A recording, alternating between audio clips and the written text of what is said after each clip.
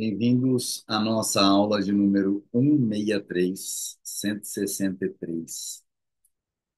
E estamos na metade do vídeo. Por isso nós vamos chegar, muito provavelmente, passamos da metade, claro, mas vamos chegar, talvez, umas 280, quase 300 aulas. Belíssimo curso.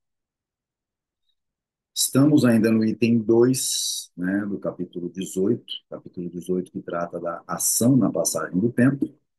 O item 2 trata da preferência temporal como um requisito essencial da ação humana, né?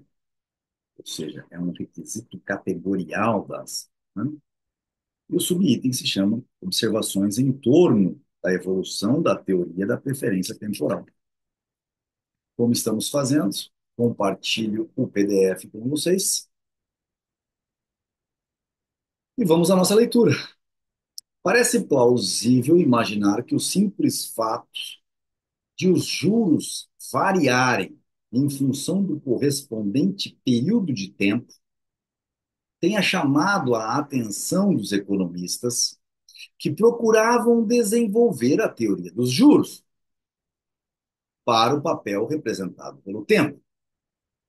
Então, olha, parece plausível imaginar que o simples fato de os juros variarem em função do correspondente período de tempo tenha chamado a atenção dos economistas que procuravam desenvolver a teoria dos juros para o papel representado pelo tempo.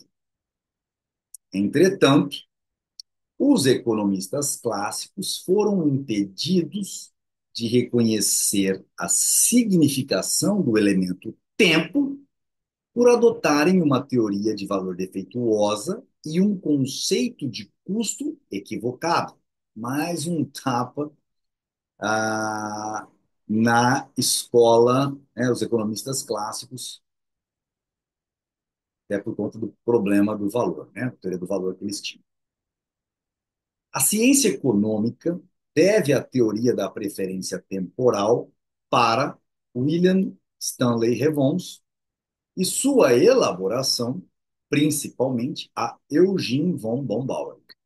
Bombauer que foi o primeiro a formular corretamente o problema a ser resolvido.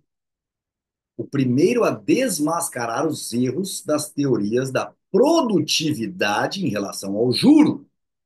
E o primeiro a ressaltar a importância do papel representado pelo período de produção. O que ele está colocando aqui? Aqui ele está colocando justamente o problema que os católicos resolvem dizer que, dependendo da produtividade de que você esteja pegando dinheiro emprestado, você tem uns juros a pagar. Mas se esse dinheiro emprestado é para você sobreviver, para você comer, esse dinheiro não pode ser cobrado juros. Eu já escutei de vários católicos isso. Mas não conseguiu evitar inteiramente certas armadilhas colocadas no caminho de quem pretendesse elucidar o problema do juro. Mas ele não conseguiu evitar inteiramente certas armadilhas colocadas no caminho de quem pretendesse elucidar o problema do juro. Lembrando que eu acabei de falar, né, só com relação aos católicos, não existe tal diferença entre renda e capital, a não ser que eles são definições de uma categoria lógica nossa. Você vai montar um negócio, vai pedir um dinheiro emprestado para um católico e vai dizer o seguinte: olha, o negócio vai dar um retorno depois de um ano de 100% sobre o capital que eu peguei, líquido. Ele vai cobrar, então, um juros referente a esse capital líquido que você pegou. Ele vai pedir, provavelmente, o capital mais 50% desse lucro líquido. Sei. Talvez ele fale, isso é usura. Não, 50% é lucro. No entanto, você pode dizer para ele, de forma verdadeira, que o lucro não foi de 100%. Porque desse lucro, você, na verdade, desse resultado, você tinha que tirar a sua renda. Se você gastou 10 mil no período, o lucro foi só de 90 mil. Aí, se você for um cara que consumiu bastante, tem mais filhos, quis viver uma vida boa, uma vida digna, e gastou 100 mil, o negócio não teve lucro nenhum. Ele acabou só dando as condições de você viver. Portanto, não há juros a pagar. É claro que isso é uma abstração imbecil, mas é só para colocar um ponto final via exemplo de vista em via de contra-exemplo para que aqueles que acreditam na usura possam parar com esse pensamento. Sua demonstração da validez universal da preferência temporal é inadequada porque está baseada em considerações psicológicas. Então, quando o Bombauer faz as suas considerações da preferência temporal, como nós vimos até agora no item 2, ele coloca sobre a questão do período de provisão ser algo que está vinculado às nossas necessidades vitais e, portanto, não é uma condição categorial universal. Na realidade, a psicologia jamais poderá demonstrar a validade de um teorema praxeológico. Tá bom? É nosso. Poderá mostrar que algumas pessoas, ou muitas, se deixam influenciar por certos motivos, mas jamais poderá evidenciar em cada ação humana a necessidade que, em cada ação humana, há necessidade de certo elemento categorial que, sem qualquer exceção, está presente em todas as ações. Para uma análise crítica detalhada dessa parte do raciocínio de Bombauer, que Vernizes, National Economy, página 439 443. Bom, National Economy nada mais é do que o livro Ação Humana, mas ele deve ter feito alguma referência mais. Eu não tenho esse livro, infelizmente, também não sei ler alemão, mas seria muito bacana ter essa obra. Pois bem, vamos lá. A segunda falha do raciocínio de Bombauer consiste no seu conceito equivocado do período de produção. Ele não tinha plena consciência do fato de que o período de produção é uma categoria praxeológica e que o seu papel na ação consiste exclusivamente nas escolhas que o agente homem faz entre períodos de produção de duração diferente. O tempo gasto no passado para a produção de bens de capital que hoje estão disponíveis não é levado em consideração. Esses bens de capital são valorados apenas em relação à sua utilidade para a satisfação de futuras necessidades. O período médio de produção é um conceito vazio de significado. O que determina a ação é o fato de que, ao escolher entre várias maneiras de diminuir o desconforto, a extensão do período de espera em cada caso é um elemento necessário, de valor subjetivo. Foi em consequência desses dois erros que Bombauer, ao elaborar a sua teoria, não conseguiu evitar inteiramente o enfoque produtivista que ele mesmo havia tão brilhantemente refutado na sua história crítica das doutrinas do capital e do juro.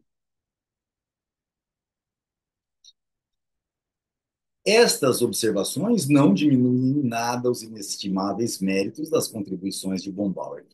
Bom, lembrando que Bombauer, que era amigo contemporâneo de Ludwig Mises, e Ludwig tinha, obviamente, um carinho especial por Bombauer, que não estou dizendo que ele está escrevendo essa frase, que isso seja mentira, mas está notado de uma forma que vocês percebem muito mais sentimental no corpo do texto do que em qualquer nota de rodapé. Lembrando que a ciência é feita justamente de descobrir o que está errado na teoria do outro. A ele devemos as bases sobre as quais mais tarde os economistas, entre os quais, como mais destacados, cabe citar Knut Wicksell, também era contemporâneo, né? Frank Albert Vetter, Irving Fisher puderam aperfeiçoar a teoria da preferência temporal. Costuma-se enunciar a essência da teoria da preferência temporal, dizendo-se que existe sempre uma preferência por bens presentes em relação a bens futuros. Ao se expressarem dessa maneira, alguns economistas ficaram embaraçados pelo fato de que, em alguns casos, o emprego imediato é de menos valor do que o emprego futuro. Na realidade, essas exceções são aparentes, são causadas por uma abordagem errada do tema, como eu expliquei lá acima. Lembra? Quando eu expliquei com relação aos ceteris paribus, não existem prazeres que não podem ser simultâneos. Um homem não pode assistir ao mesmo tempo às apresentações de Carmen e de Hamlet. Ao comprar o bilhete de entrada, terá de escolher, né, entre as duas apresentações. Se ganhar de presente os dois bilhetes para a mesma noite, também terá de escolher. Poderá dizer em relação ao bilhete recusado, no momento não me interessa, ou pena que não seja para amanhã. Entretanto, isso não quer dizer que ele prefira bens futuros a bens presentes. Não estará tendo que escolher entre bens futuros e bens presentes. Estará escolhendo entre dois prazeres que não pode ter ao mesmo tempo. Esse é o dilema de toda escolha. Nas circunstâncias atuais, por exemplo, a escolha poderá recair sobre Hamlet. Amanhã a decisão poderia ser outra. A segunda exceção, deixa eu ver uma coisa da pena. Here, Fetter Economic Principles. A segunda exceção aparente ocorre no caso de bens perecíveis. Podem ser abundantes em certas épocas do ano e escassos em outras. Todavia, a diferença entre gelo no inverno e gelo no verão não é a diferença entre um bem presente e um bem futuro, é a diferença entre um bem que perde sua utilidade, mesmo que não seja consumido, e outro que requer um processo de produção diferente. O gelo disponível no inverno só pode ser usado no verão se for submetido a um processo especial de conservação. Na melhor das hipóteses, em relação ao gelo utilizável no verão, é apenas um dos fatores complementares necessários à produção. Não é possível aumentar a quantidade de gelo disponível no verão simplesmente pela restrição de consumo de gelo no inverno. Na prática, são duas mercadorias diferentes. O caso do avarento também não contradiz a validade universal da preferência temporal. O avarento, ao gastar alguns dos seus meios para uma mísera subsistência, prefere certa quantidade de satisfação no futuro frente àquela que poderia ter no futuro remoto. Casos extremos em que o avarento se nega até mesmo uma alimentação mínima representam um desinteresse patológico pela vida, como no caso de alguém que se abstém de comer por medo de micróbios, ou que se suicida para não enfrentar uma situação difícil, ou ainda que não consiga dormir por medo de que acidentes imprevisíveis possam acontecer enquanto dorme. É o caso do niilista que não age, não está dentro do escopo da praxeologia. Ok?